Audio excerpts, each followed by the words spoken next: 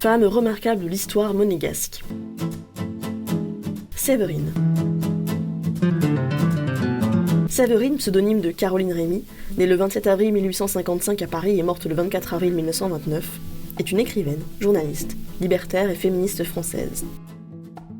Elle participe ainsi à la création du prix Vie heureuse, ancêtre du prix Femina, en 1904. Elle en est présidente en 1906 et restera membre du jury jusqu'à sa mort. Première femme à diriger un grand quotidien, elle doit quitter le Cri du Peuple en 1888 à cause d'un conflit idéologique avec le marxiste Jules Guesde.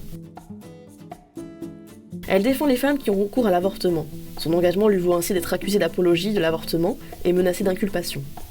Elle apporte aussi son soutien aux droits des femmes, à plaider en tant qu'avocate, ce qui soulève de fortes oppositions. Séverine s'engage dans la lutte en faveur du droit de vote des femmes, notamment à travers un billet hebdomadaire qu'elle publie à partir de 1906, dans Nos Loisirs, diffusé à plus d'un demi-million d'exemplaires.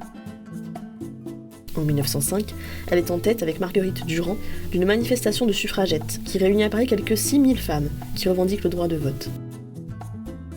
Elle continue à écrire pour de nombreux journaux dans lesquels elle défend la cause de l'émancipation des femmes et dénonce les injustices sociales.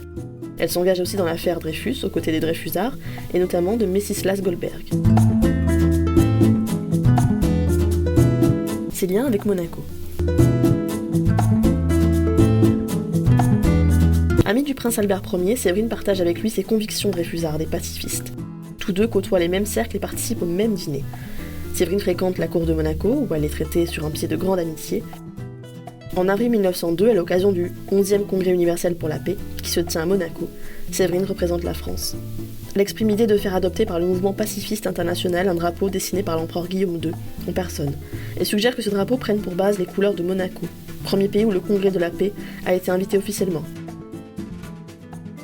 Le prince Albert Ier, qui souhaite donner vie à cette idée, écrit dans son journal le 1er juillet 1902 lors des régates à Kiel. « J'ai dit à l'empereur que lors du congrès de la paix à Monaco, l'hiver dernier, Madame Séverine m'avait exprimé le désir de proposer au congrès prochain un projet de drapeau, dont l'empereur avait donné le dessin. Aussitôt l'empereur, intéressé, a fait le projet sur le dos d'un menu avec 2 crayons, fond rouge avec autant d'étoiles blanches que de nations participant au congrès.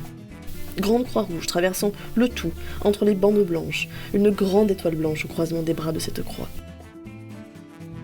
L'année suivante, en septembre 1903, à l'occasion du 12e congrès de la paix, le prince donne sur la princesse Alice un grand dîner en l'honneur de plusieurs membres du bureau permanent de la paix et de quelques personnalités notables du congrès, en particulier la baronne von Suttner, Madame Séverine, Gaston Mosch ou l'abbé Pichot. Séverine dira du prince Albert qu'il est l'intermédiaire né entre les troupes de la paix et ses cousins les rois.